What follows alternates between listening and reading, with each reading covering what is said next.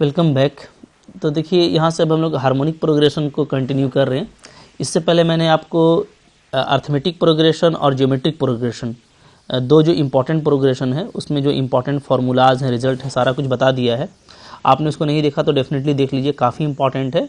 और एनसीईआरटी की बात करें तो एनसीईआरटी में आपको यही सिलेबस है कि आपको बस अर्थमेटिक और ज्योमेट्रिक प्रोग्रेशन और इसका मीन्स पढ़ना है। तो हार्मोनिक को सिलेबस में नहीं लिखा, बट अगर आप केवीएस पीजीटी वगैरह की बात करोगे तो इसमें क्या होता है कि इसमें कुछ क्वेश्चन हार्मोनिक के भी आ जाते हैं, कोई इशू नहीं है। क्योंकि हार्मोनिक है क्या, तो अगर आप देखोगे तो एपी अगर है, मान लो आपके पास में एपी कोई प्रोग्रेशन है A1 A2 A3, राइट।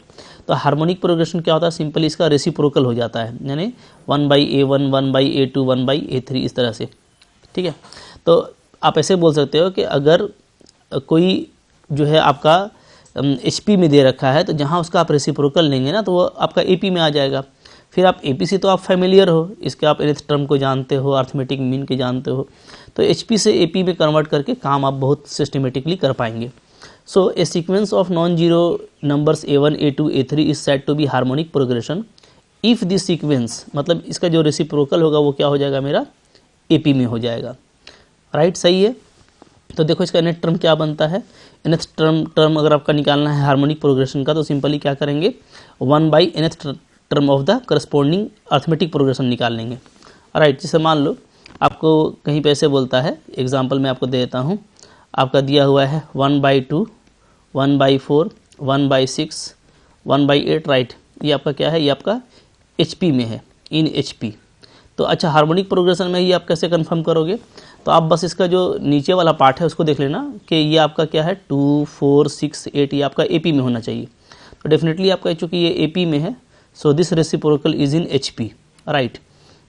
तो अब यहाँ पे ये जो 2 4 6 8 है, तो इसका आप निकाल लो nth टर्म। तो nth टर्म इसका क्या आ जाएगा, तो इसका nth टर्म होता है A + n-1 into D, okay. अब यहाँ पे A आपका 2 हो गया, n-1 ये भी आपका 2 हो गया, तो यहाँ से जो nth टर्म है वो सिंपली मेरा 2n आ जाता है। तो HP का जो nth टर्म है वो क्या हो जाएगा, तो HP का nth टर्म हो जाएगा आपका यहाँ पे 1/2n, राइट।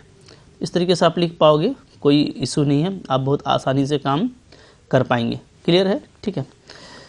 आगे देखते हैं हम लोग हार्मोनिक मीन। तो अब जैसे आप अर्थमेटिक मीन निकालते थे तो अर्थमेटिक मीन का रेसिप्रोकल क्या होगा, हार्मोनिक मीन होगा। जैसे देखो, a number H is said to be a single harmonic mean between two given number A and B if A H B are in HP।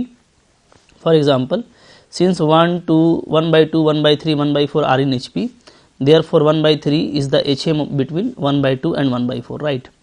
तो ये बहुत सिंपल सी बात है और मैं थोड़ा सा इसको आपको बता देता हूँ, समझा देता हूँ अच्छे से। जैसे देखो क्या है कि मान लो आपका यहाँ पे दिया हुआ है 1/2 है, 1/3 है, 1/4 है, ये आपका HP में है। तो यहाँ पे हार्मोनिक मीन क्या होगा, सिंपली ये बीच का टर्म हो जाएगा 1/3, ओके। जैसे आपका AP में होता था उसी तरीके से, तो कोई मुश्किल नहीं है। बट फिर भी आप याद रख सकते हो, अगर मान लो आपके पास में दो नंबर है A और B और इसका आप निकालना चाहते हो बीच का HM, ठीक है, हार्मोनिक मीन, तो उसका फॉर्मूला क्या होता है, तो हार्मोनिक मीन H हो जाएगा आपका simply 2AB divided by A + B। बहुत सिंपल, इसको फाइंड आउट करना कैसे, देखो AHB ये आपका HP में होगा, ओके। तो आप इसका रेसिप्रोकल ले लोगे तो ये क्या आ जाएगा, ये आपका आ जाएगा AP में। अब AP का काम करने तो आप जानते हैं, राइट। अब आपका ये क्या हो गया, AM हो गया, अर्थमेटिक मीन। तो अर्थमेटिक मीन का फॉर्मूला क्या होता है, सिंपली तो सम ऑफ टर्म होता है डिवाइडेड बाई 2 होता है, ओके। दोनों को जोड़ के 2 से डिवाइड कर देते हैं। तो यहाँ पे AM आपका 1/H आ गया, तो इसको आप सिंप्लीफाई करोगे तो ये आ जाएगा A + B/2AB। और यहाँ से मैं फिर से H को निकाल लूँगा तो क्या आ जाएगा 2AB/A + B। That's why H = 2AB/A + B। काफ़ी सिंपल है ये। तो देखो HM का वर्क करना काफ़ी सिंपल है, क्योंकि आप इसको AM में कन्वर्ट करके आसानी से कर सकते हैं, राइट। तो बहुत ज़्यादा HP में पढ़ने का ज़रूरत नहीं है, क्योंकि आप AP को पढ़ के रखे हो तो उसी से आप HP वाला सारा काम कर लेते हैं, ओके। अब देखो यहाँ पे इंजर्शन ऑफ हार्मोनिक मीन्स, मान लो आपको H1 H2 HN आपको हार्मोनिक मीन रखने हैं दो नंबर A और B के बीच में। तो फिर से वही होगा कि आप जैसे ही रख देंगे हम, तो A से लेके B तक में बीच में H1 H2 HN रखेंगे तो ये क्या आ जाएगा, HP में आ जाएगा। कंसिक्वेंटली इसका जो रेसिप्रोकल है वो आपका AP में आ जाएगा, राइट। तो इस तरीके से आप इसको फाइंड आउट कर पाओगे। तो ये हमारे लिए बहुत ज़्यादा इंपॉर्टेंट नहीं है, चूँकि हम AP से रख करके ये काम कर सकते हैं, और रख करके आप देखोगे तो आपका H1 ये आ जाएगा, H2 ये आ जाएगा, राइट, HN इस तरह का आ जाता है। ये याद करने का ज़रूरत नहीं है, ठीक है जी। अब देखो कुछ यहाँ पे इंपॉर्टेंट नोट देख लेते हैं हम लोग। जैसे देखो क्या है, 3 numbers A B C are in HP if and only if their reciprocal are in AP and consequently we know B is equal to AC by A plus C, जैसा हम लोग अभी देख चुके, ठीक है। No term of HP can be 0, सही बात है, HP का कोई भी टर्म 0 नहीं हो सकता, इसलिए कि फिर जब आप AP में कन्वर्ट करोगे तो 1/0 इनफाइनाइट हो जाता है, सो पॉसिबल नहीं है। There is no general formula for finding the sum of n term of HP, है ना, कोई अलग फार्मूला नहीं है, आप AP में कन्वर्ट करके निकाल सकते हो। Reciprocal of HP are in AP and properties of AP can be used, वही बात हो गई, ठीक है। HM का फार्मूला A और B के बीच में आप देख सकते हो, अगर HM आपका H है तो ये सब कुछ प्रॉपर्टीज़ हैं जो आप अप्लाई कर सकते हो, ठीक है।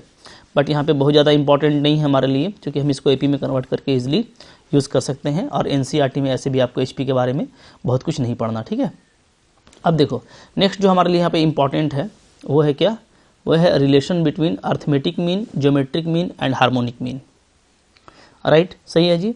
तो देखो इसको देख लेते हैं, क्योंकि ये हमारे लिए काफ़ी काम का है। तो याद रखना कि अगर अर्थमेटिक मीन को हम लोग A से डिनोट करेंगे, ज्योमेट्रिक मीन को G से, और हार्मोनिक मीन को H से, तो कंसिक्वेंटली A और B के बीच में, राइट, A का वैल्यू क्या हो जाएगा, तो A का वैल्यू होता है A plus B/2, okay. G का वैल्यू होता है √AB, और H का वैल्यू क्या होता है 2AB/A प्लस B, ये आपको याद रखना है, राइट, सही है। तो यहाँ पे वही चीज़ लिखी हुई है, तो बहुत इंपॉर्टेंट है। फर्स्ट पहले ये रिकॉल कर लो। सेकंड वन ये क्या है आपका, सेकंड वन ये है जो G² है ना, G² क्या होता है, इक्वल टू AH होता है, इक्वल टू AH। इसको मैं और अच्छे से बोलूँ तो ये मतलब हो गया कि A, G और H को अगर आप सजा दोगे, पहले A लोगे, फिर G लोगे, फिर H लोगे, तो क्या आएगा, तो ये आपका GP में आएगा, R इन GP, ठीक है, ये GP में आएगा।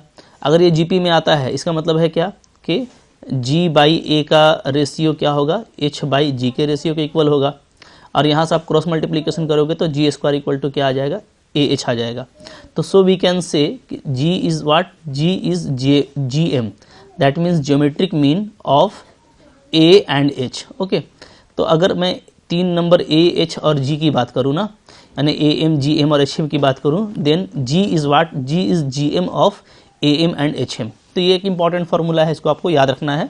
इस रिलेशन को हम लोग काफ़ी यूज़ करने वाले हैं, राइट। नंबर 3 देखो, अब ये कंसिक्वेंटली आ जाएगा आपका क्या कि अर्थमेटिक मीन जो है उससे बड़ा होता है ज्योमेट्रिक मीन, और उससे बड़ा होता है हार्मोनिक मीन। इसका लॉजिक क्या है याद रखने का, देखो मैंने आपको बताया कि AGH आपका GP में है, ठीक है, और समझ लेना कि आपका ये क्या है, ये आपका इंक्रीजिंग सीक्वेंस है, मतलब बढ़ते हुए क्रम में ये GP में है। तो डेफिनेटली A से G बड़ा होगा, G से H बड़ा होगा। तो ये हम लोग बहुत जगह इनइक्वालिटी में यूज़ करेंगे, and so very important in case of inequalities, okay. इसको भी आपको अच्छे से ध्यान में रखना है। अब देखो मैं कुछ यहाँ पे आपको इंपॉर्टेंट रिजल्ट बता देता हूँ जो हमारे MCQs के लिए काफ़ी इंपॉर्टेंट होते हैं, और MCQ में आपको डायरेक्टली यूज़ में आ जाते हैं। 1 बाय 1 देख लेते हैं। देखो relation between AP, GP and HP, okay. तो याद रखना कि जहाँ भी A आएगा मीन्स AM, G आएगा मीन्स GM, और H आएगा तो मीन्स HM, ठीक है। इसको हम लोग HM कहेंगे हार्मोनिक मीन, इसको हम लोग GM कहेंगे ज्योमेट्रिक मीन, इसको हम लोग AM कहेंगे अर्थमेटिक मीन, ओके। तो देखो if AGH be AM, GM, HM between A and B, then बहुत ही मज़ेदार है, ठीक है। आप इस फॉर्म को याद कर लो, ये जो फॉर्म है कौन सा फॉर्म है, तो यहाँ पे फॉर्म दे रखा है आपको AN+1 plus BN+1 divided by AN+1, क्योंकि ये डायरेक्टली जो है ना MCQ में आता है कि ये क्या होगा, ये आपका AM होगा। कब AM होगा, तो देखो जब वेन n इक्वल टू 0, ठीक है, n इक्वल टू 0 रखोगे तो डेफिनेटली ये वैल्यू क्या आ जाएगा, ये जो वैल्यू है ये आपका आ जाएगा A प्लस B/2, तो ये AM ही होता है, ओके। फिर बोलता है कि ये आपका GM होगा, क्या होगा ये GM, कब होगा, जब आप n को रखोगे -1/2। देखो आप n को -1/2 रखोगे ना, तो ये आपका वैल्यू क्या आ जाएगा, ये आपका जो पूरा वैल्यू है, ये पूरा वैल्यू ये आपका आ जाएगा A 1/2 प्लस B 1/2, नीचे में A का पावर -1/2 प्लस B का पावर -1/2, ये आएगा। थोड़ा आप इसको सिंप्लीफाई कर लोगे, देखो कैसे सिंप्लीफाई कर सकते हैं। ऊपर में ऐसे ही रहने देते हैं हम लोग, √A प्लस √B, ओके। और नीचे में क्या करो, नीचे में आप जैसे a का पावर -1/2 है, b का पावर -1/2 है, तो इसको आप चाहो तो ऐसे लिख सकते हो ना, 1/√a + 1/√b। फिर आप एलसीएम लोगे, तो एलसीएम लोगे तो क्या आ जाएगा, √a + √b डिवाइडेड बाई, नीचे में अगेन आपका ए बी एलसीएम हो जाएगा, और ये आपका √a + √b ही आता है। So this is the common factor and can be cancel out. So finally we got only √ab and this is nothing but the GM between a and b। तो देख पा रहे हो आप कि n = -1/2 के लिए ये GM है। लाइक आप n = -1 रखोगे ना, तो h का वैल्यू क्या आ जाएगा, तो h का वैल्यू आपको देखना, आप रख करके आपको आ जाता है 2ab/a + b, राइट। a का पावर n = -1 रखने से। तो डायरेक्ट MCQ में ऐसा क्वेश्चन आता है, ठीक है, कि ये कब जो है अर्थमेटिक मीन होगा, कब ज्योमेट्रिक मीन होगा, कब हार्मोनिक मीन होगा। तो यहाँ पे क्लासीफाई कर दिया गया है, बट मैं आपको याद करने का सजेशन नहीं देता, रटना नहीं है। डेफिनेटली अगर ये फॉर्म आता है ना, तो आप जो है खुद ब खुद आप हिट एंड ट्रायल से आप देख पाओगे कि भाई कौन सा हिट करता है, ठीक है।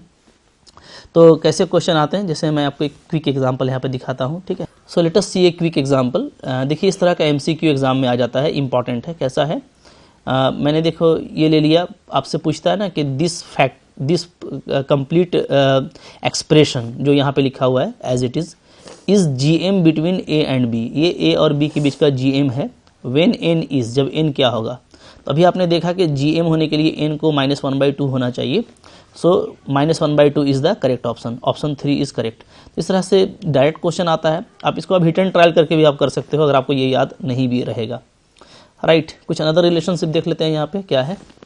देखो A1 A2 अगर 2 AM है, G1 G2 अगर 2 GM है, और H1 H2 अगर 2 HM है, दो नंबर A और B के बीच में, तो याद रखना आपको ये रिलेशन मिलता है G1 G2 H1 H2 is equal to sum of arithmetic mean divided by what, ये आपका sum of harmonic mean, right. ये आपका रिलेशनशिप है, ये आप प्रूव भी कर सकते हो, ठीक है।